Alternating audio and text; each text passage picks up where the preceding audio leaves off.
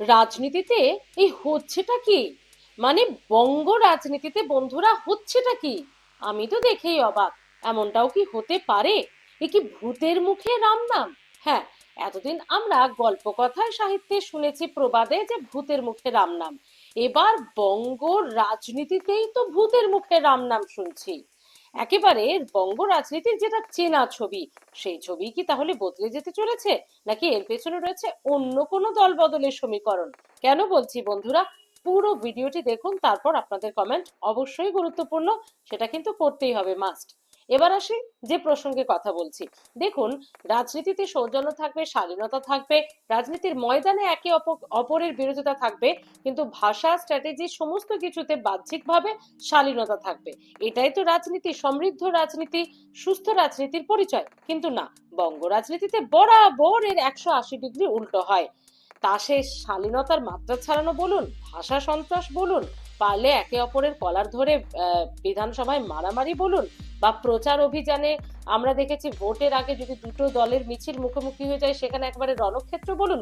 তো এই মোটামুটি সাম্প্রতিক সময়ে আমাদের বঙ্গ রাজনীতির চেনা ছবি। কিন্তু সেই রাজনীতির ছবিটা যদি হঠাৎ করে এত সৌজন্যের হয়ে যায়, এ তো মহা মুশকিল। মানে মুশকিল অর্থে বলছি যে চেনা ছবিটা রাতারাতি কি বদলে যেতে চলেছে। কেন বলছি, কুণাল ঘোষের কথা তো আপনারা জানেনই। এবার তার পথ ধরে কি এই বিজেপির সাংসদ তিনিও হাঁটা শুরু করলেন? কার কথা বলছি জানাবো বন্ধুরা। তবে আপনারা জানেন যে কুণাল ঘোষ কয়েকদিন আগে তিনি কি বললেন, যে সুকান্ত মজুমদারের থেকে সংগঠক হিসেবে বা বিজেপি নেতা, বিরোধী দলনেতা হিসেবে অনেক ভালো শুভেন্দু অধিকারী। যে শুভেন্দু অধিকারীকে আমরা দেখেছি কয়েকদিন আগে পর্যন্ত একেবারে চাঁচা ছোলা ভাষায়, এক সময়ের এক কাঁধে কাঁধ মিলিয়ে লড়াকু যে সতীর্থ, তাকে একেবারে এখন বিরোধী শিবিরের শত্রুপক্ষ ভেবে কুণাল ঘোষ যা তা বলতেন। আমরা তো শুনেছি সেটা। সেই কুণাল ঘোষ শুভেন্দু অধিকারীকে বেস্ট বললেন।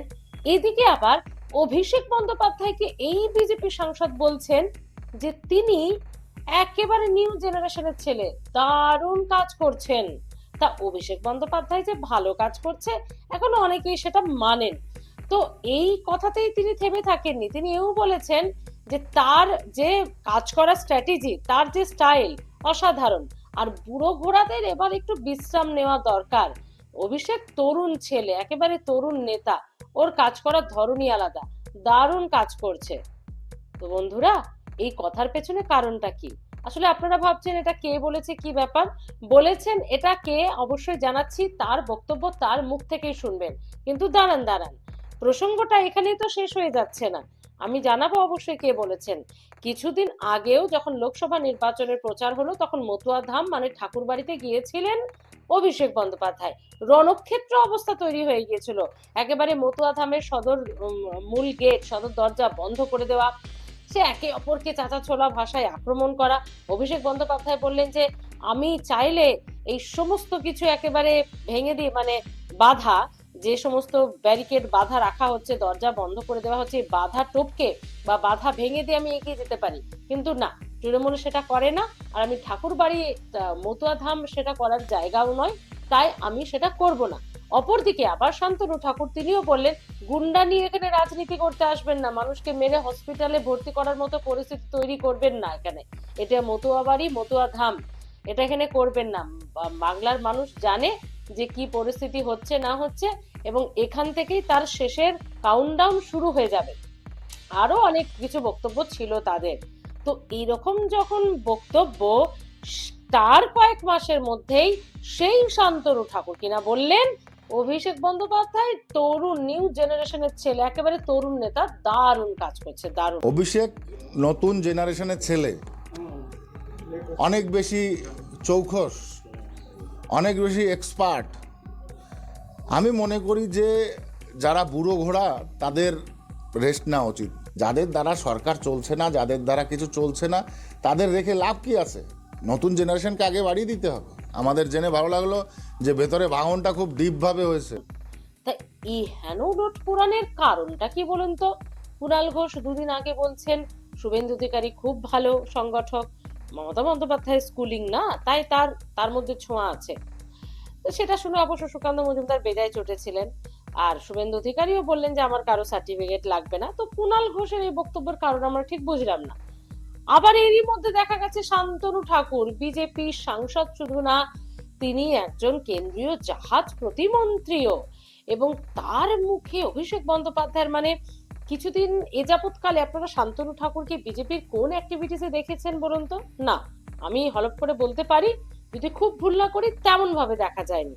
বনগার কিছু হলেই তাকে শুধু দেখা যায়, বাকি খুব একটা বিজেপির যে প্রধান সারির নেতা বা সাংসদ বা কেন্দ্রীয় প্রতিমন্ত্রী হিসেবে বিজেপির কর্মসূচিতে ওভারঅল খুব একটা শান্তনু ঠাকুরকে দেখা যায় না। তিনি নিজের সাংসদ এলাকা নিয়েই বোধহয় খুশি, বা নিজের মন্ত্রক নিয়ে।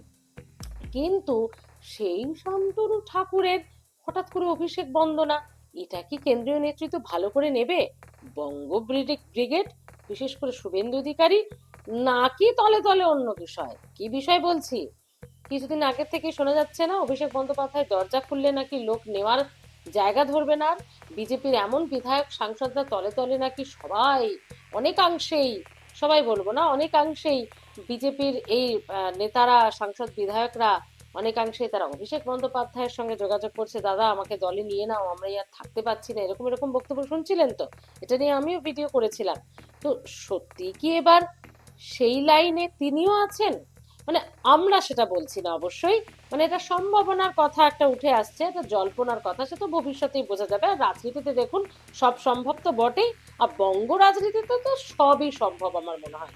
তো সেই জায়গায় দাঁড়িয়ে কুণাল ঘোষেরই বা শুভেন্দু বন্দনা কেন, আর সাংসদ শান্তনু ঠাকুরেরই বা কেন অভিষেক বন্ধরা? কোথায় কি এত বন্দনার কারণটা কি? সামনেই তো বিধানসভা নির্বাচন, তার আগে কি ডাল মে কুছ কালা হ্যায় নাকি পুরা ডালই কালা হ্যায় আমি ঠিক জানি না। তো আপনাদের মতামত কিন্তু অবশ্যই খুব গুরুত্বপূর্ণ, যে এটা কি শুধুমাত্র একটা কোনো রাজনৈতিক স্ট্র্যাটেজি, নাকি তলে তলে একটু উল্টে দেখো পাল্টে গেছি এরকম একটা ব্যাপার, ফুল বদল দল বদলের কোনো ব্যাপার আছে? আমি জানি না ঠিক বিষয়টা, আপনারা অবশ্যই জানাবেন। আমি শুধু যা যা হয়েছে, যা যা মনে হলো আমার, সেই লাইন আপটা আপনাদের সামনে তুলে ধরার চেষ্টা করলাম। নাকি কুণাল ঘোষ যেমন শুভেন্দু অধিকারীর বন্দনা করে ওই যে বিজেপির গোষ্ঠী হয় না, গোষ্ঠীর যে কথা শোনা যায়, দিলীপ গোষ্ঠী, শুভেন্দু গোষ্ঠী, সুকান্ত গোষ্ঠী, সেই গোষ্ঠীতে আরো খানিকটা তুতু ম্যামে লাগিয়ে দেওয়ার চেষ্টা, যে শুভেন্দুকে আমি ভালো বলে দিলাম তার মানে সুকান্ত চটে গেল, দুজনের মধ্যে খুব যে ভালো সম্পর্ক আছে তা তো বিজেপির অন্দরেরই খবর বা সূত্রের খবর। তো সেই অম্লমধু সম্পর্কটাকে আরো খানিকটা তেতো করে দেওয়া, আরো খানিকটা অম্ল করে দেওয়ার চেষ্টা, দলের মধ্যে একটা দুই পক্ষের মধ্যে ঝামেলা বাঁধিয়ে দেওয়ার চেষ্টা, একজনের প্রশংসা করে আরেকজনকে খচিয়ে দেওয়ার চেষ্টা, এটা কুণাল ঘোষ মতো করছেন এটা মনে হয়? নাকি তার মতোই আবার শান্তনু ঠাকুরও সেটা করার চেষ্টা করছেন? কেন?